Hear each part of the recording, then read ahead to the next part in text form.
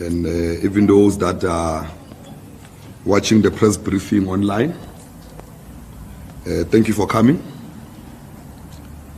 We meet here today to provide an update on the upcoming ANCYL Second National General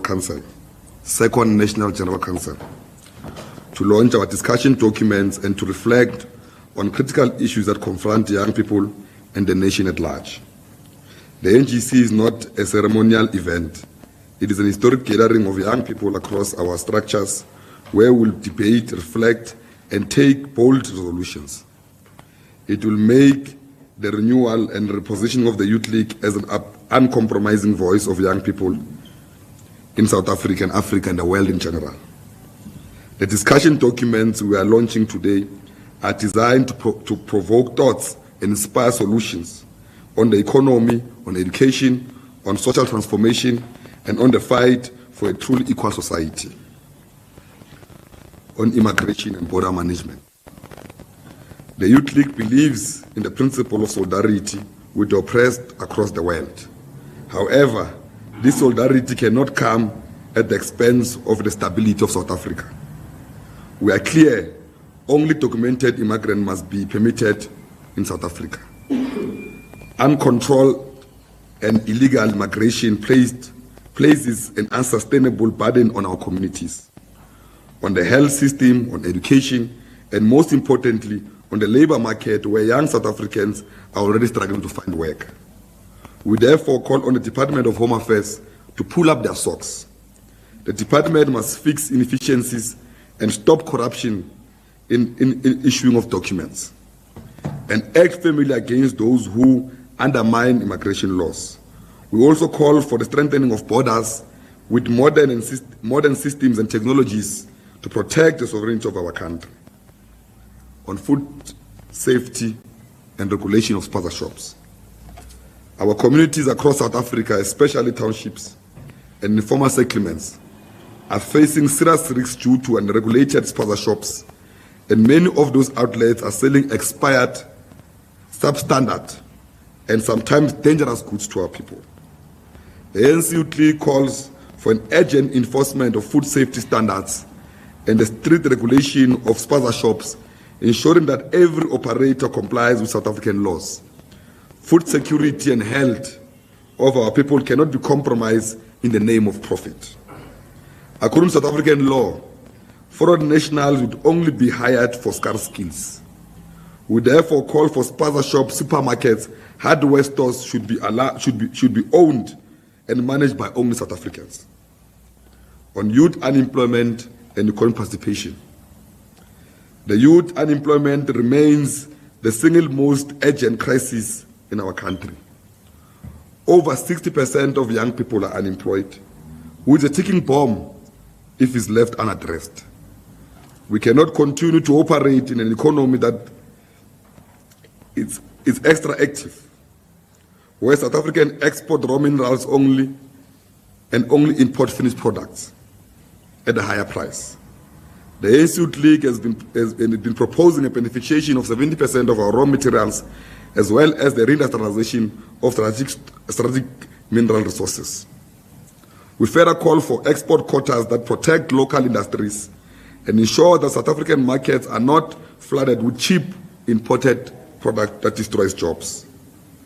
If beneficiation, industrialization, and local procurements are implemented decisively, they will unlock thousands of sustainable jobs for young people and develop skills and begin to break the cycle of poverty. On our struggle for economic freedom and the post-bank. The struggle for freedom in our lifetime remains non-negotiable. The Youth League reaffirms its demands for radical economic transformation that gives young people ownership, control, and meaningful participation in the economy. In this regard, the strengthening of the post-bank is urgent. The post-bank must become a popular bank that provides affordable financial services, support for youth entrepreneurs, and reduce reliance of exported private banks that have long excluded the poor in South Africa and black in majority. In fact, SASSA and NEFSA's beneficiaries should mainly get their grants and stipends via post-bank. on the transformation of the education system, NEFSA's TVET colleges and the Pella Act. NEFSA's crisis has left too many young people excluded from the accessibility of their education. Corruption and maladministration and weak systems have compromised the future of thousands of students. We demand that government act urgently to reform NEFSA's and create transparency and student-centered funding model that is efficient and free of corruption. Our TVET colleges must shift from the narrative that TVETs should not be regarded as inferior institutions. They must be seen as a center of excellence and that drives skills development. The NCC calls for each TVET campus to be resourced and specialized according to industries of needs. SETAs must use their budgets to invest in modern specialization, ensuring that graduates are work-ready and are ready to respond to the economic demands. On the Basic Education Law Amendment Act, that represents a step towards transformation of education. Yet the DA has openly resisted its full implementation. By rejecting the Pillar Act, the DA seeks to maintain the privilege and exclude majority from schools. The Youth League calls out the hypocrisy and harshness and demands that the Act gets implemented fully by its minister. As the Youth League, we cannot remain silent in the face where gender-based violence and the alarming levels of crime in our communities. Too many young people and young women and children continue to suffer at the hands of perpetrators. While many young men are being lost to violence and crime and drugs and gangsterism, we reaffirm our commitment to intensifying campaigns that mobilize communities against gender-based violence, to strengthening partnership with law enforcement, to advocate for harsher measures against perpetrators. At the same time, we believe that government must invest in youth employment as a preventive strategy. On the role of expectation of the newly appointed NYDA leadership, the NCC League once again congratulates the appointed leadership of the National Youth Development Agency, which assumed office on the 1st of August 2025. We extend our best wishes as they embark on the important responsibility of championing the inspiration of the young people across the country. The Youth League expects a strong working relationship with the new leadership, one rooted in partnership, accountability, and agency. We urge them to serve with integrity, innovation, and to ensure that young persons are not left behind. On the decisive leadership of the ANC and the NC Youth League. Our movement and our league requires decisive leadership that puts people first and resists factionalism. The ANC Youth League commits itself to build a youth league that is militant, disciplined, and rooted in the struggles of our people. The future of South Africa cannot be left to indecisive leaders and opportunists. The future of South Africa cannot be left to indecisive leaders or opportunists. We must rebuild the ANC and the ANC Youth League as to be a trusted vehicle of transformation. On the taxi violence, the ANC Youth League has noted and discussed the ongoing violence happening in our country. We call on SATACO to be decisive on keeping the violence. The taxi industry is the initial mode of transport for majority of South Africans, particularly workers and students. Equally, we are concerned about the continuous harassment to providers of e-hailing services by some elements within the taxi industry. This harassment not only affects the economy, but also affects those that depend on the service. But we also call upon the owners of the e-hailing companies to stop employing foreigners and illegal foreigners and employ South Africans to be the full participants and owners of this e-hailing program. On the conduct of the opposition parties in the government of national unity, the establishment of the government of national unity has placed opposition leaders in position of responsibility. However, the conduct has exposed their lack of seriousness and capability. The DA continues to undermine the government's protocols and demonstrates arrogancy in the GNU. Gaten Mackenzie and Bantu Holomisa of Bantu Stand have embarrassed themselves with recklessness and uninformed statements. These incidences have exposed the critical truth that many of these parties are not prepared to lead South Africa. They are driven by only populism and self-interest. On the national convention, the recent national convention, for the purpose of the national dialogue, excluded meaningful youth participation and representation, reducing young people to spectators in discussing about their own future.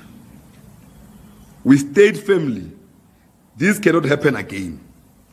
Any genuine national dialogue must put the youth at the center and must produce a clear outcome-based goal that prioritizes the economy, jobs, and the creation of education. Without youth, there is no future. The agenda of the national dialogue will re-emphasize it must be economy, economy, inclusion of the economy, economy. Anything else is a joke. On readiness of the NGC and the fundraising efforts, the ANC League is ready, structures are mobilized, delegates are prepared. The discussion documents are on the table. The NGC will not be an inward-looking gathering. It will be a youth-led national dialogue, a real youth-led national dialogue where the church will cause the next and change decades to come. We also acknowledge the efforts of the Treasurer's Office, which has organized a fundraising business lounge to assist the youth in operation which is operating without a budget, the youth which is operating without a budget.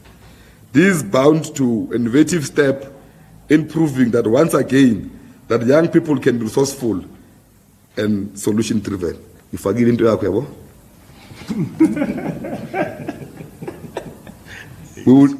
in conclusion, we would like to wish the Scorpion Kings well on their forthcoming Amapiano concert, which will be honoring the legendary Ntate Kefas Semenya this Friday, the 29th of August. We will be there in attendance, Samkel. Comrades and friends, the NGC is a moment to shape the sphere of the Youth League. It is our platform to hold the movement accountable. We propose radical solutions to ensure that the youth voice is heard loudly and clearly, shaping the future of the country. This NGC sits few months before the ANC NGC. We're not going to the ANC NGC without a mandate from our own branches. And we want to highlight this year that in 81 years, this is the second ANC Youth League historic NGC. Now, when we're saying that we're the best amongst our peers, we're not lying. We are ready to lead. We are ready to fight for economic freedom in our lifetime. We are ready to ensure that the Youth League remains at the forefront of youth struggles. Thank you. Yeah, questions first. Okay, so this is how we are going to run it. We are going to take questions directed at the statement that the President has just read to us, and then afterwards we are going to take the chairperson of the drafting committee of the NEC of the ANC Youth League to come and present on the discussion documents of the Second National General Council. So I am going to take a round of questions.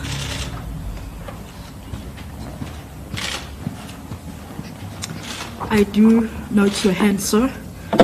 So we are going to start with the gentleman there at the back, and then we are going to come down to the SABC. And then afterwards, there is also a hand up here in front. So we have these three hands for now. And can you please just, is there another mic? Okay, so the mic is already with you. Okay, you can go.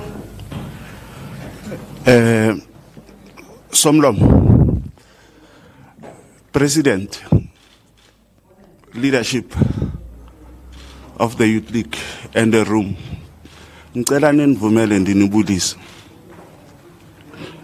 President, Mthunzi is my name from Welela News, Ecologios News. President, I just wanted to touch on 3 things that you just spelled now before us.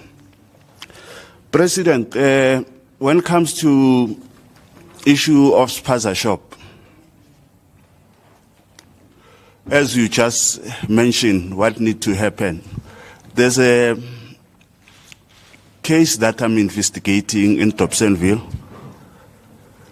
and I did share it with some of my colleagues, different media houses, whereby there was a South African woman who was retrenched, and he take his savings. He tried to open a business to able to support his siblings. Now this woman, she was threatened by the neighboring foreigner, Pakistan, spaza shop owner. And as this woman was threatened, it came to my attention by the councillor in the area, which is in Dobsonville. So with that, it was a concern saying these foreigners, where do they get confidence to threaten South Africans who they've got the right to also run the business? And that woman, he also proven that he did comply. And this one that is threatening, he's not even complying, because even traffic officers, they went and then to find out that the same foreigner that is threatening, he's not even complying in terms of the documents. So I want to respond on that one. When it comes to EGPV, President, the country's been talking about this. It seems it's a pandemic that doesn't stop. Who must die for this to stop? Because there was a case in Northwest, even the father, he was even responding on Monday, saying if this perpetrator has been released by the court for whatever reason, he will address that perpetrator himself. Will you blame that father to say that? The last one, when you're talking about the communities that are terrorized, they are being terrorized by those that they think they've got the right to do so. There is a case whereby there's a guy in the Dobsonville who is terrorizing the community, and that community, even when they report to the cop shop, the investigating officers, they are in the pockets of this thug. So what would you say to those police that they find themselves to be in the pockets of those criminals that they are terrorizing the community? Because those police, if they're doing so, people, they're saying that the government is failing to service. They are looking at the government. They are not blaming those individuals. So what will be your response to that? Thank you very much. Thank you. Yes. Samkele from the SABC. 2 quick questions. President Ramaphosa has been criticized over the past few weeks of lacking proper leadership when it comes to providing solutions to the country's problems that beleague this particular country. What is the Youth League's view of the leadership of your president of the party and of the president of the country? Then secondly, on the issues of the national dialogue, your former member, last I checked, Nompendulo Mkhatshwa, is part of the Eminent Persons Group with a number of other young people. What have been your engagements with some of these young people who form part of this Eminent Persons Group that is tasked with collating and bringing together this particular national dialogue. Then on the issues of the economic transformation of the country and that the national dialogue should focus on the economy, what are the proposals the Youth League is bringing to the fore on the economic transformation of the country? Because recently you've had the Minister of Mineral Resources and Energy, Gwede Mantashe, speaking about some of the proposals you put forward of beneficiation, saying that there must be a quotas of how much minerals are benefited in the country domestically in order to create jobs, and a lesser number of raw dust being exported into the international markets. What is your thinking on this particular framing of the economic question when it comes to the national dialogue? Thank you. Yes, please. Thank you. Thanks. My name is Yamtanda Klapper from News 24. I'm going to start with the national dialogue. And were you guys there? Let's start there. Did you attend the convention? Perhaps I may have missed your delegation. Did you have a discussion document that your own proposals? What do you think the convention was supposed to focus on? With regards to the president saying that the health system, education system is overburdened by an uncontrolled number of illegal immigrants. What are you basing that on?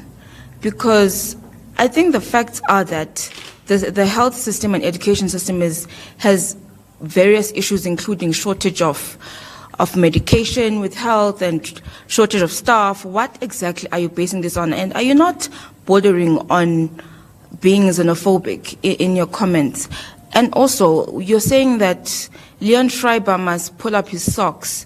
He just arrived. Look, it's been a year, sure, but his predecessor is your own leader. So please, can you explain? Thank you. Thanks. I don't want to take a second round.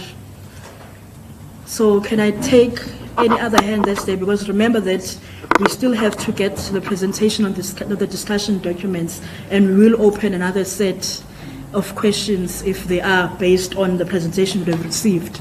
So we'll take your one more question, and then we'll go to the gentleman there at the back, and then we go to responses. Okay. You also said, Colin, the future of SA cannot be left to indecisive leaders and opportunists. Please be explicit. Who are you talking about? Thank you.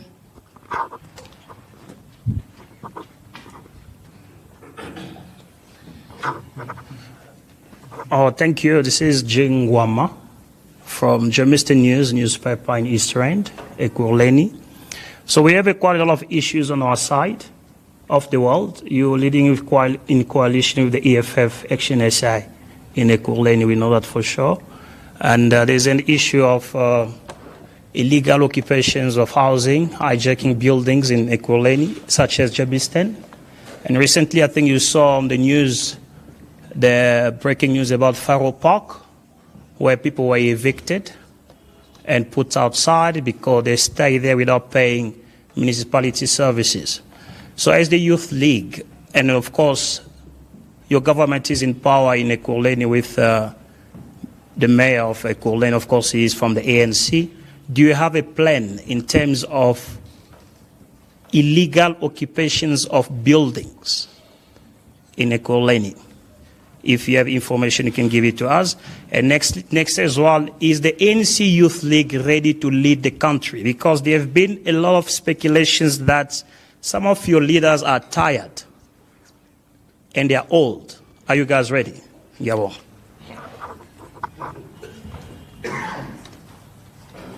Okay, so we're going to take the SG first, and then afterwards the president will come in for the responses. Thanks, folks, and greetings to the media houses and listeners at home. I'll just take the one point on the SAPC around what would have been our framing of what should be the framing of the national dialogue on the questions of the economy. Look, Samkela, the Youth League has been making propositions as it relates to the economy right from 2011, and we're not going to say it's new ideas that comes with the 26th National Congress. In 2011, the 24th National Executive Committee, together with the Congress itself, took a decision to formulate 7 cardinal pillars which are driving what we call the generational mission of economic freedom. The 26th National Congress reaffirmed that and expanded that. And we've been saying that the battle now for the South African soil is about transforming this economy to work for our people.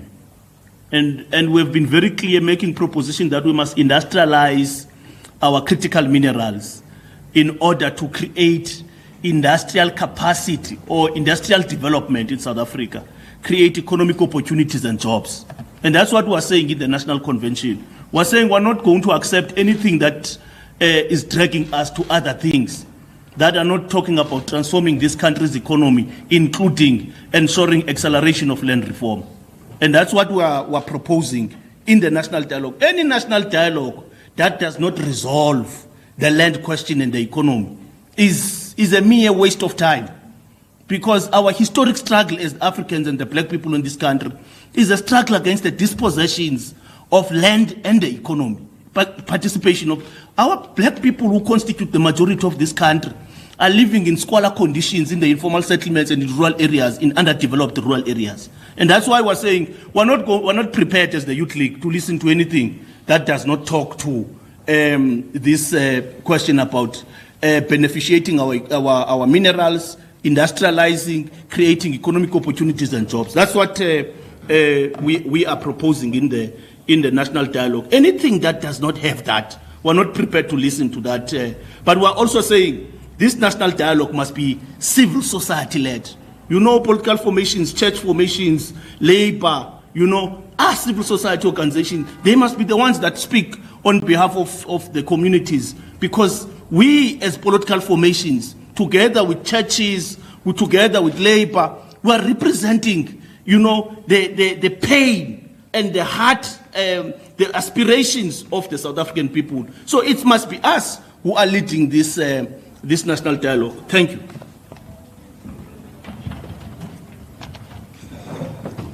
Thank you very much, SG.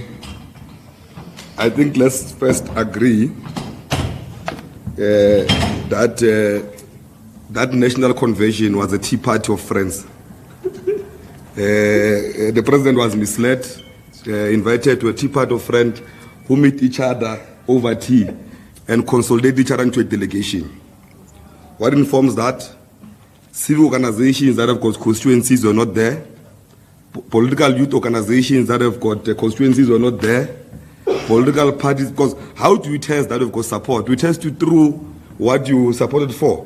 I'm saying if the Youth League is not there, whether it's EFFD, all of these parties, civil organizations that we are knowing them are not there, even the foundations that represent integrity were not there. Now, obviously, it was clear that it was a platform created by opportunists to try to present that for the past 30 years, the ANC has done nothing for South Africans.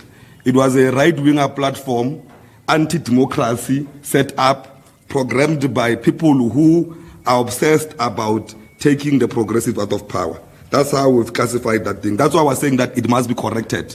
The real national dialogue must be convened with the right people. Now, I fell on that one, SG, I must make that emphasis. On the issue of what the Minister of Mineral have said, we agree with him. We want from soil to factory. We want to industrialize the economy. We're clear on that one. We're not apologetic. We've been consistent about export quotas. We have not moved from it. And with our new economic conditions and sanctions and all of these problems, you know why it's important that we create economic corridors and beneficiate our minerals here to create enough employment for our youth. And we strongly believe as the Youth League that if you create economic corridors and beneficiate in South Africa, the issue of unemployment will be the thing of the past. On the issue of spaza shops, foreigners doing it, we are aware of that. We've spoken against it. It's lawlessness. We can't have foreigners running around with guns, utilizing gangsters, saying that South Africans, the real owners of this land, must not participate in their own economy. Foreigners, if we go to a stage where foreigners do that, you must know we've reached a level of lawlessness. That's why we agree with the commission that has been set in place to investigate the corruption in the police and everyone that must enforce the law. Because who allows those foreigners to do that? And we'll wait for the outcomes of that, and we're sure it will confirm that, which includes also the gender-based violence. The reason people end up taking the law into their own hands is because they no longer believe in the system, that the police will protect them anymore. And the moment people no longer believe that police will protect them, they'll take the law into their own hands. And we can't afford as a country, as a young democracy, that we have lawlessness in this country. It will cause anarchy into the country. What do we mean when we say we want decisive leadership? We're clear. We want President Ramaphosa to decisively fire all ministers that are not implementing resolutions. We want the ANC to decisively remove all mayors, anybody else who's deployed by the African National Congress on behalf of the people of South Africa. They must be held accountable why there's no service delivery, why there's no implementations of resolutions, why there's chaos in this country. Now we're saying President Ramaphosa must be decisively and fire them. That's what we mean when we say that we want decisive leadership who acts on people that are not implementing. We have agreed in the past that every Tuesday we'll hold them accountable here in our offices. We've started the process of doing that, and we'll be working together closely with the president, also putting him also under pressure. That the president will no longer have the luxury of time. We urgently need to regain the confidence of our people. And the only way to regain the confidence of our people is to implement what we've promised them, which is a better life for all. Now, that one is very urgent, which we mean that must happen urgently. We can't say there's a new minister of Home Affairs. When good things are happening that the ANC government have done, they claim them as theirs. The issue of basic education, we know that the pit toilets and everything were removed by a minister of the ANC. But Mam NG Mutsego can stand up and say, no, those things were done by me. When there's a new minister, he takes responsibility of everything, the good and the bad. Now we're saying the Minister of Home Affairs must urgently take responsibility and fight against the corruption that is happening at Home Affairs. It's a known corruption.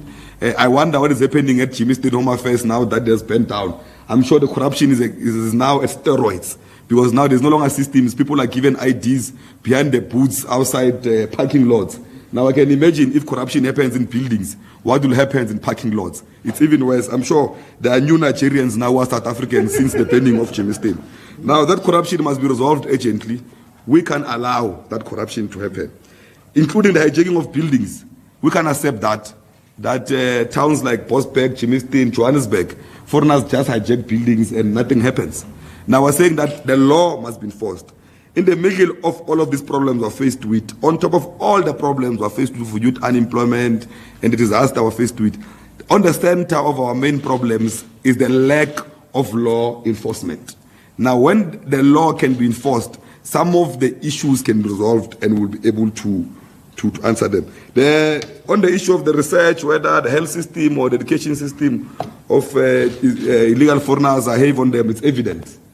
If you stay in South Africa and you go to a public service, you'll know that illegal foreigners are heavy on our health system. And due to our human rights commissions, you can't chase out people when they are sick. It's inhuman. But they are heavy on the system. They are heavy on because we budget for people who have counted in this country. If you have counted 64 million people and you are saying 20 million people are school-going people, you budget for those people, and the infrastructure budget is on those bases. Now, if there's someone who enters illegally, that person is heavy on the infrastructure because it's not budgeted for. But we're saying that more must be done. I agree with you. More must be done. We need to invest more on the health system. It's in some areas it's collapsing. We need to build more schools. We've seen a video not long ago going rounds of young people who are still crossing rivers going to schools. It can happen in 31 years later in South Africa. Those are issues that must be resolved. It can't be that 31 years later in democracy we still have young people who walk kilometers crossing dams in danger to access education. Now we're saying those are things that must be resolved on urgent basis, and if not resolved, it will cause problems for all of us South Africans. The issue of a young lady who was in the Fismas Fall, Lompendulo. There's nothing wrong with a young lady being deployed. We're not saying there's a problem with them. We say one more. We're not anti-youth being deployed. She's a young lady who was excelling also in Parliament. We believe that she can contribute also on this dialogue. She's a young lady who has got a stature of a person who can contribute to that. We're going to convene her to also come and brief us. And there's also another young person there who's got a planet named after. It's a young person of the Siyakusa, a young person of the movement. We embrace them. But we're saying that all decision-making bodies in South Africa must reflect the demographics of this country, which is youth in majority. We're saying the task teams that are set in place to plan these things must be root reflective. If you are taking only 0.1% and say it's youth and make them the faces, and what they do, these old people, we put young people there so they are communicators of bad news. What they do, they sit back. You'll see very soon Nompendulo, all the bad things that happen, they'll be putting Nompendulo as a face of the national dialogue. When things go good, they put all people as a face of the good things. The bad things is Nompendulo, the good things is the old people. Now those things, we're watching them, they want to use the young girl unnecessarily. We're behind there, we're watching her closely, we'll be coaching her closely that don't be a communicator of bad news. Be a communicator of good news because the future of the country belongs to the youth. Thanks. Thank you. I believe all the questions were answered sufficiently. Because I'm not taking new questions, I would be open to one if there was one question that was.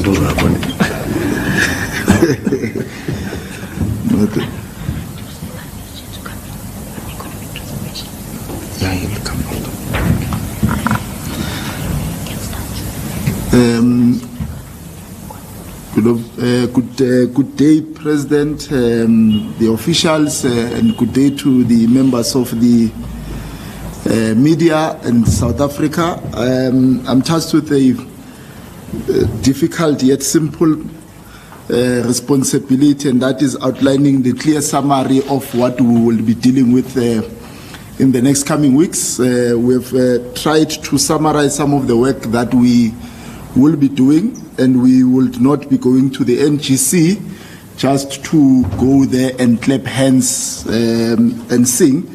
So we've been tasked with the responsibility to organize that there should be some form of discussion documents that will come out of the NGC, and there should be clear recommendations that will come out. But I just want to make this point clear that the discussion documents that are being launched, SG, is as a result of the 26th National Congress resolutions. We have set as the drafting committee together with the relevant subcommittees that were tasked with implementing some of those decisions that had been taken. And the decisions that were taken were to try and look at them very closely as to what is it that has been progress that has been made and what is it that has been challenges. And if possible, that would have taken decisions that are not measurable. What is it that we can do going forward in order to amplify and ensure that we concretize some of those decisions? So some of the basis in which I would have summarized this discussion document is along those lines. So I will not be giving a broad framework around them. I'll just be giving a summary. So the first one that we'll be dealing with that has been prepared by the organizational renewal, and I want to say it emphasizes on the point and the theme that had been taken previously. And the theme that we are still going with to the NGC has not changed, because as you would have heard the political report or the political input by the President just now, it emphasizes the point on economic freedom and social change now and not later. So everything that we are doing based on the Congress resolutions that we would have taken and the assessments that we are doing at the NGC are practically around the theme that had been taken previously. So we have not veered off from that discussion. We are just amplifying that point. So there are challenges that would have came out of the discussions that would have been taken around the issues of organizational renewal.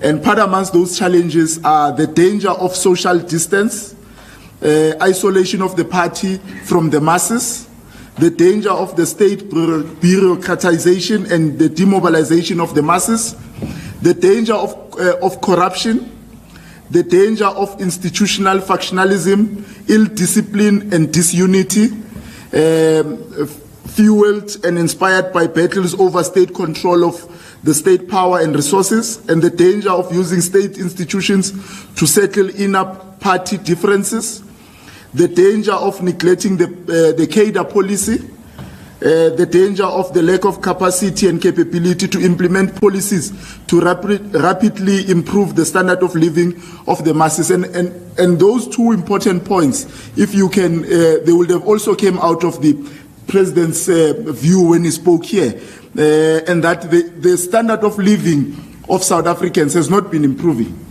There are instances where we've made significant progress as the African National Congress, and with the assistance of the ANC Youth League, obviously being a board of opinion in doing checks and balances. But there are still elements where we think that there's still a lot that needs to improve. So we've based these things and we've calculated some of the questions, and some of the discussion documents are going to be based on some of these questions that we need to respond to. And with that, this is what we thought that we should come out of the NGC and the response out of the ANC Youth League. And that the ANC Youth League, in its current form and its current content, is it capable of advancing the realization of economic freedom? That is the theme. Economic freedom now, on it later. And if not, what is the problem? What kind of ANC Youth League will be best positioned to advance the realization of economic emancipation in our lifetime, and taking into consideration the 7 cardinal pillars that the SG would have spoken about, because we have not left them behind. We still need to re-emphasize on those points and amplify them. And what kind of leadership and membership is required to effectively build and sustain such a youth league? There's been a growing concern around the membership, the quality of membership, and the quality of leadership of the ANC Youth League. It becomes a growing concern, not only for issues when we go to our own conferences and congresses, but it also becomes a bone of contention when there are certain things are not resolved in the society around where is the ANC Youth League and its important voice.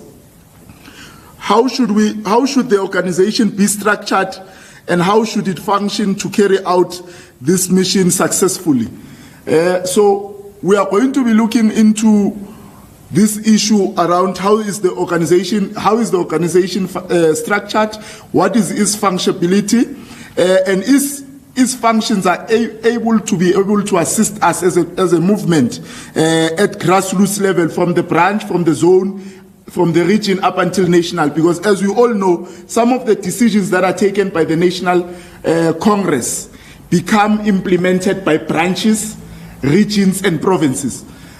So ours is to ensure that at least we create a sizable opportunity for branches, regions and provinces, and including zones, to be able to implement some of these decisions. And if we are not, we should be able to assess. If we are able to assess some of the decisions that we are making, we should be able to also assess the relevant branches. If in their content and form, are they be able to execute those decisions, as it were? So those are the broad frameworks in the organizational renewal document that we're going to be looking into, and others will follow suit. And I know that there's another one that we would have wanted to speak about around the membership and the leadership, but we'll come to it as we go closer to the NGC, probably next week. There is also a discussion around the presentation that we have formulated in assessing the work of the ETC, Economic Transformation Subcommittee, and we have brought in a lot of comrades from different sectors. I just want to make this point. And I know it will come out very clear when we formally launch those documents, and we will share them with you. We did not only look into issues that the president has spoken about, issues of prescribed assets alone, issues of beneficiation, issues of quotas, but we're also concerned about issues that relate to infrastructure and water. And it's things that we think that should be at the agenda of the NGC. When you go to areas such as where I come from in Tsakani, there's a shortage of water. There's a shortage of water in the Eastern Cape. At one point in areas like Western Cape, there was a day zero where people had to access water at different intervals. So we are extremely concerned around the water economy, and we do think that it should be at the center of the discussions as we go to the NGC around the funding models of the water, and how is it that the water is going to live from the Lesotho highlands and be accessible to the communities themselves. And some of these projects have been taking long in order for them to be implemented. And they are causing a serious concern in terms of health, and they are serious concern in terms of the accessibility of water. And we all know that water is not is a right. It's not something that we are going to dilly-dally around. So it's an important discussion that we do think that it should be at the center of the discussion at the NGC. And in implementing the 26th National Congress discussion or resolutions around the issues of the critical minerals. And we all know that, maybe if I can just make mention of one or two of them, is the issue of the manganese, iron ore, coal, and chrome. So members of the public, we also received a presentation around some of the countries in which this coal of South Africa lives to. And interestingly, Germany, as we are sitting today, is ramping up and building more capacity in terms of the coal industry, the coal factories. And that is because they had a shortage of electricity for quite some time. It's not only them. We have also received a presentation that USA has more coal industry or coal factories than South Africa, in which the natural resources comes from. China as well. So we are looking into discussions to have with the DMRE and other extensive departments to look into ways in which we can be able to ramp up and build more coal fire stations in order to ensure that electricity is not a thing that we have electricity shortage one point, there's load reduction at another point. So we are escalating that debate and discussion, and we've invited them, SG, members of the different departments and subcommittees, to also contribute in some of these discussions, even from the level of the discussion documents, but we've also encouraged them that they should be able to participate in the NGC itself so that the discussions can be nourished. And as I've mentioned, there's also the debate around municipal disinvestment that is also led by the National Treasury. We are concerned. We are concerned on two fronts. We are concerned that the municipalities are not exercising their duties in terms of building and servicing our people correctly. The watershed churches, the waste treatment plants, and many other of those that are not being serviced are causing a cause for concern. But we are also concerned around how the National Treasury responds to that. It cannot be that the National Treasury response can be the disinvestment and withholding of those necessary grants, because once you withhold those necessary grants, what it means that service delivery and service to the people is not going to be an objective that we are going to be dealing with. So we are also concerned about the licenses that was dispersed by the Department of Transport, led by Comrade Barbara Creasy. There are about 11 new entrants of the railway licenses and the new role players. We honestly are going to be looking at that very closely, and that will mean that we need to take responsibility in whatever that those licenses are going to come up with. Because if there are issues with regards to job security and security of the country, it's things that we also need to be very closely looking at. There is also an issue that a presentation that we'll have also received, and if you can see, I'm taking a bit long when I'm speaking about issues of economy, because that is what we have also been expected to do, and that is what is our task to discuss, because we are shaping our future as we go here. And that is why even in the convention, the president did say that we really would have wanted the debates to be centered around economy. So we have also received a presentation around the expatriate employees in the multinational companies that are operating in South Africa, and some of them that reach a ceiling at a very young age. And some of these multinational companies equally keep on bringing people on the pretext that it's a skills transfer, but almost the same job has the same individual from South Africa that is not growing, but equally someone from overseas and other skilled countries, as they say, that they usually renew contracts and bring in new people into that space. So people in the middle class and middle strata are not growing, but there are people that are brought in from other countries on a pretext, on policy, that they are expatriate employees. And we also, President and members of the media, looked into the issue of the international relations and balance of forces. We have concretized this document around issues of national interest, because it's high time that we speak about ourselves as a country and our national interests when certain policies, when we're taking certain policy decisions. And that is because we need to ensure that at the global level, we do away with the aggressiveness of trade nationalism. We also ensure that we pay close attention to armed conflicts that are happening, climate change related disruptions that continue to undermine the multilateralism. And this is because even in the 2025 report of the World Economic Forum on global risks, there are 3 risks that would have came out very sharply. And in the short term, the risk is that there is a growing potential of state armed conflicts. And people who might not be paying special attention to this will think that this is only happening in Africa, TG. We have about 28 armed conflicts in Africa.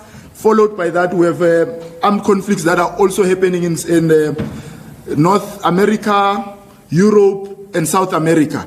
And that is a growing cause for concern. And even the World Economic Forum makes an extensive discussion around that. So it's an issue that we also need to place closer look. Another issue that came out of the global risk is the issue around the medium term, is the issue around misinformation and disinformation. Comrades, we all know how misinformation and disinformation has been happening. And it becomes vile around the time of elections. It becomes vile around perpetuating information, SG, that the communities might think that South Africans are xenophobic in their behavior, in their attack, and in their own thinking. So there is a growing concern around misinformation and disinformation, and that we would have seen playing itself out in the president's visit to Washington, D.C., where a video had been played which totally means something different, but it was conflated to mean that South Africa is doing xenophobia and genocide around the farm killings. So another issue that would have also came out in the long term from the World Economic Forum around 2025 global risk is the issue around extreme weather. We are seeing that there are many flooding that are happening around the country, around the world.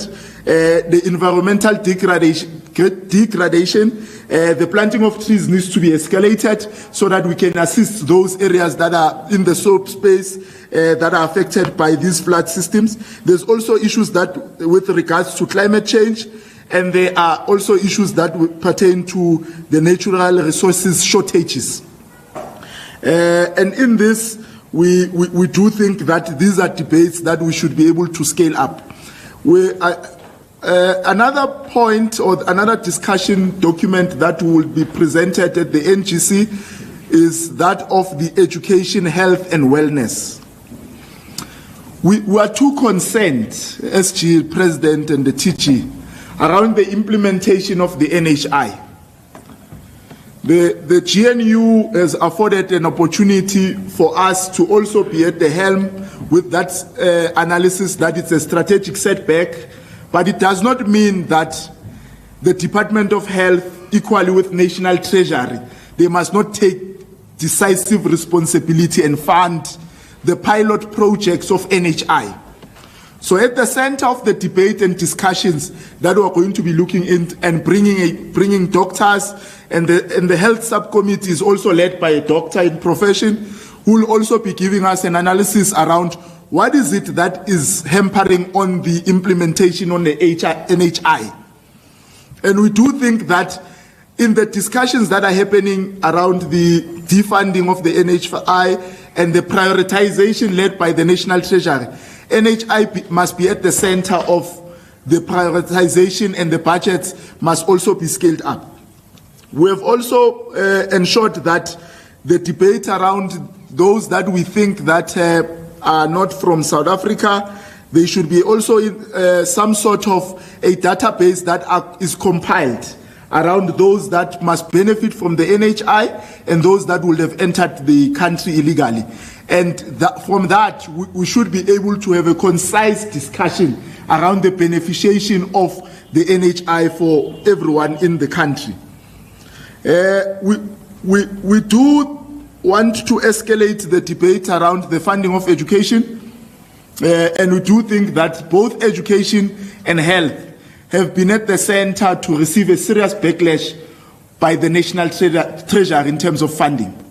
So we want to have a decent conversation at the NGC around how is it that we can be able to come up clear in ensuring that 25% of the national budget is prioritized for education.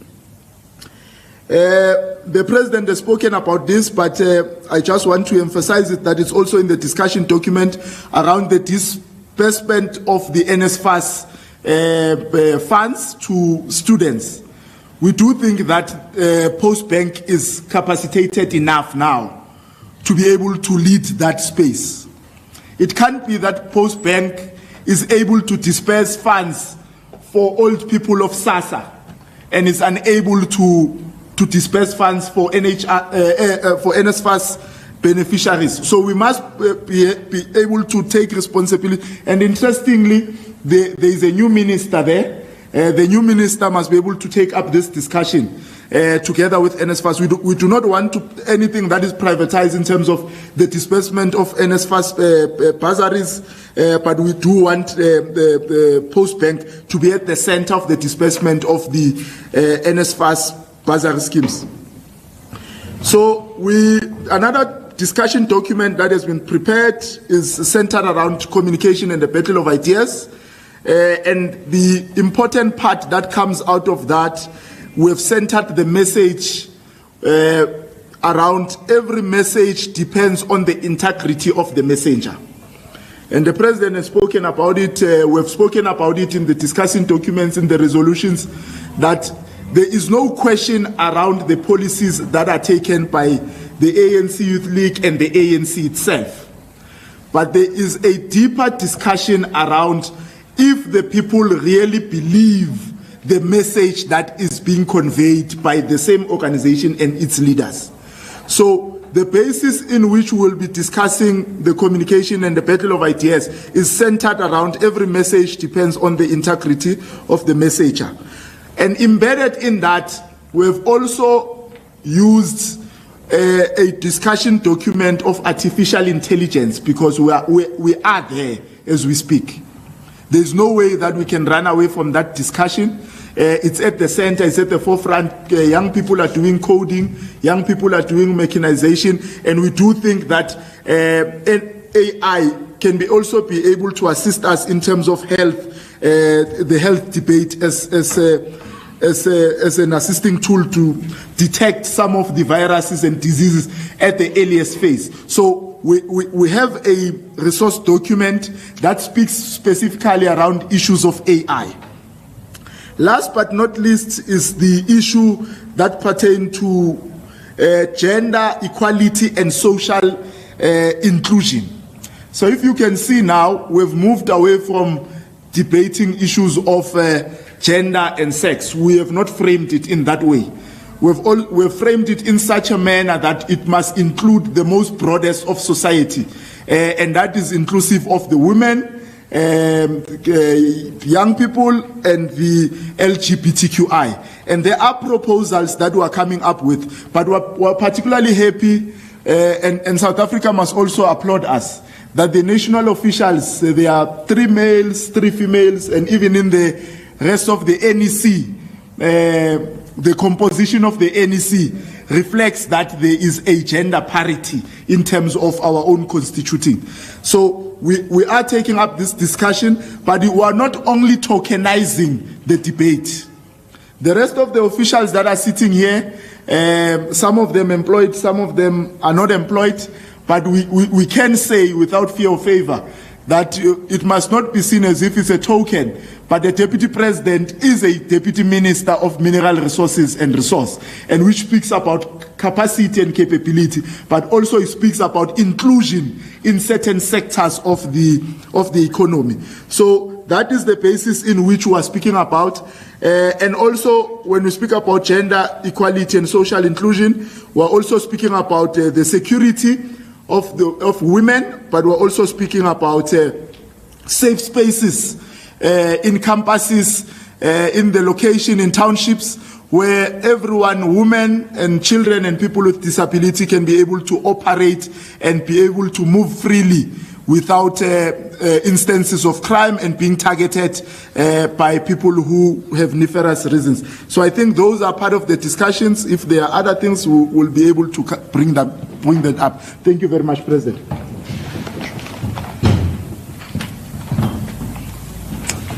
Thank you. That is Comrade Kutlano Rakosa, the chairperson of the drafting committee of the NEC, of the ANC Youth League. So I think I'm going to open up for questions. I think he has given quite a sufficient presentation. If there are any questions, we are going to open up space for that. I only see one hand. Let us take your hand. There at the back.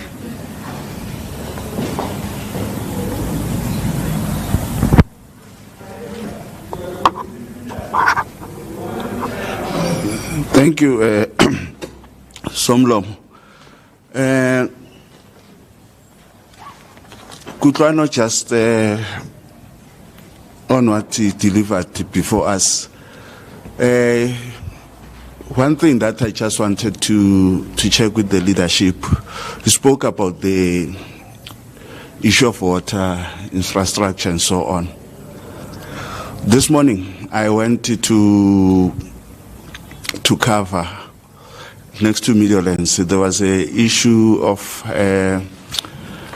water and electricity, whereby it's been alleged by some that infrastructure of water and electricity, deliberately so, have been sabotaged by certain people, whereby they need to dispatch their trucks of water to the communities. So as much as the Youth League, we want to see all areas, all corners of the country being proper running water, clean water. So what will you say on that? Because it also affects the youth. And why I'm saying that, it's also affecting the youth. In that area, same area that I'm referring to, they had now to release the children, the learners, to go home, because in that area people, they were burning, and there were rocks on the street, burning tires. There were police that they were shooting the rubber bullets and tear gas. So it's also affecting the youth, because now, meaning that they've lost one-day class, and those youth that we are also referring to, when they go home, some they might be engaging in the negativity of what is happening within the township. So as the Youth League leadership, what will you say on that? Thank you very much. Thanks. It's Jingwama again.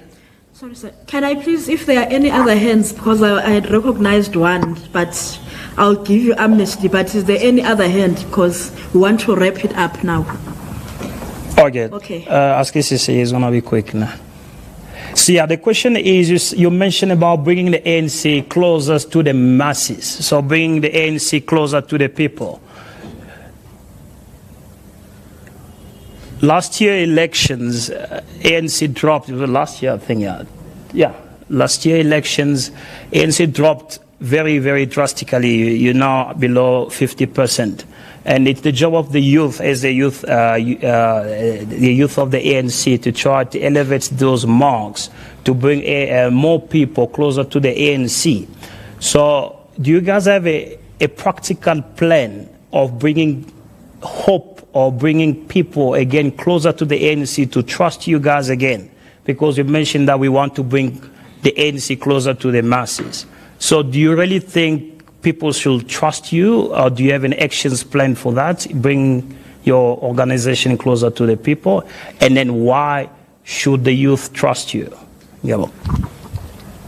Okay, the Secretary General is going to come and respond and probably wrap up all the conversations we've had today. Comrade SG. Spokes, thank you very much. I'll start on the issue about water. I think, TG, there was a very fundamental statement that was made by Comrade Joel Nachitenzi, that beneficiaries of state capture and corruption will not give up without a fight. There are two fundamental phenomena that, as the Youth League, we have noted. One is the corporate state capture of both the national and the local state. An attempt to privatize public or state assets by corporate. And this we see largely happening in what we call the network industries.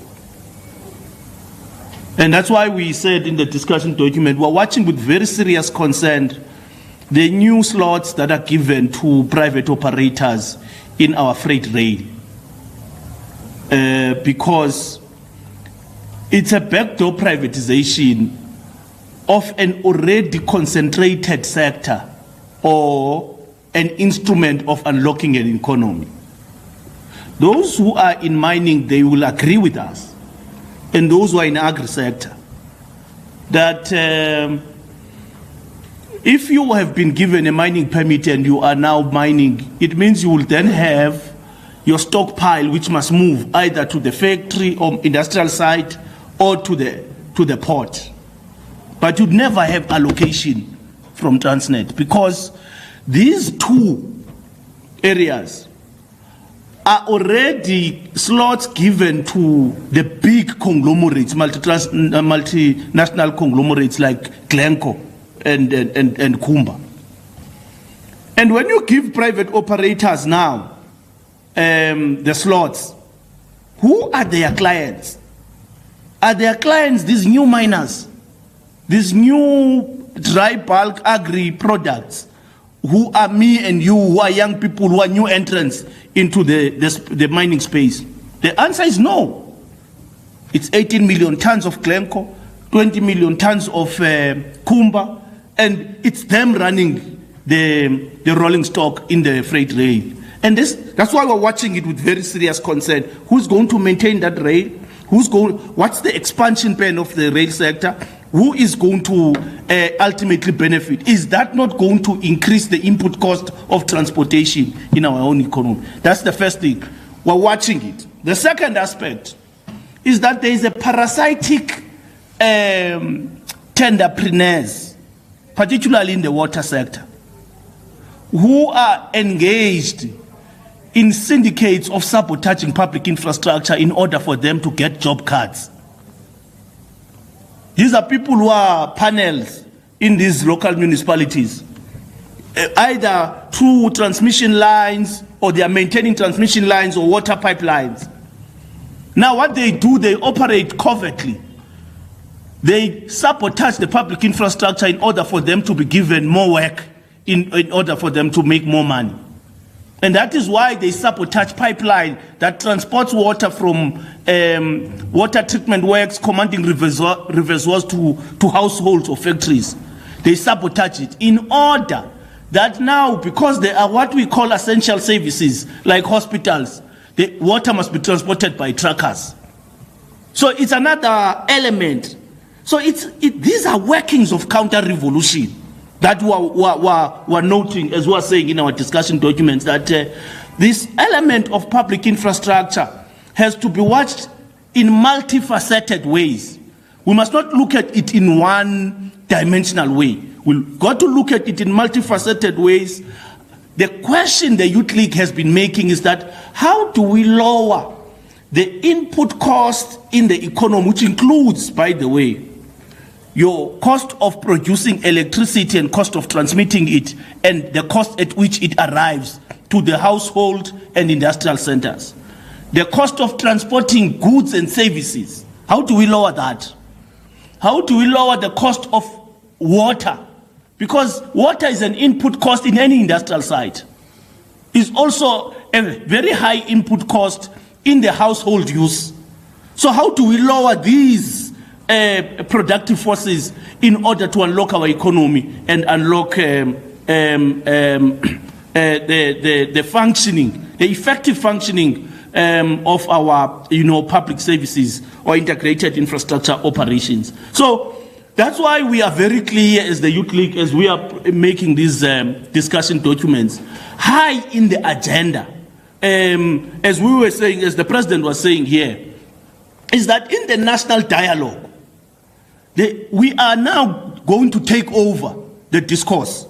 We're going to engage the DA youth, we're going to engage EFF youth, all these civil society organizations, your legacy foundations, ourselves as the Youth League. We're not going to allow that particular process to be a matter where we are made spectators. The future belongs to the youth.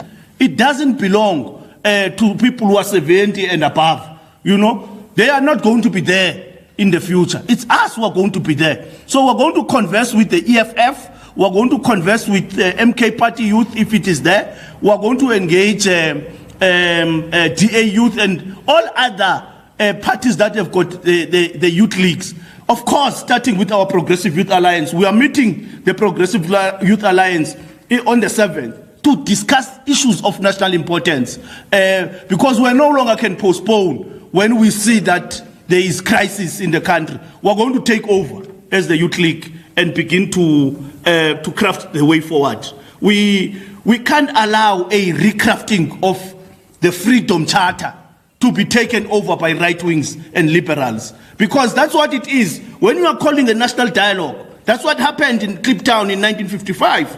We can't give it to right-wing elements. It must be driven by progressive formations that are known, not fly-by-night civil society organization that we saw there in that thing called the National Convention. So we're not going to allow that. That's why we are clear as the Youth League that let's meet into the National Youth Dialogue, because we're going to convene a National Youth Dialogue as the Youth League, working, of course, with other progressive formations in the country. Thank you very much, folks. Thank you very much, colleagues. Thank you for indulging us. From the 10th to the 12th, we have our NGC in the Northern Cape, and we had already issued the registration form for media houses to be with us. On the 13th, we are going to be celebrating 81 years of the ANC Youth League, our anniversary. All of that will be happening in the Northern Cape in Kimberley. Thank you very much. Thank you.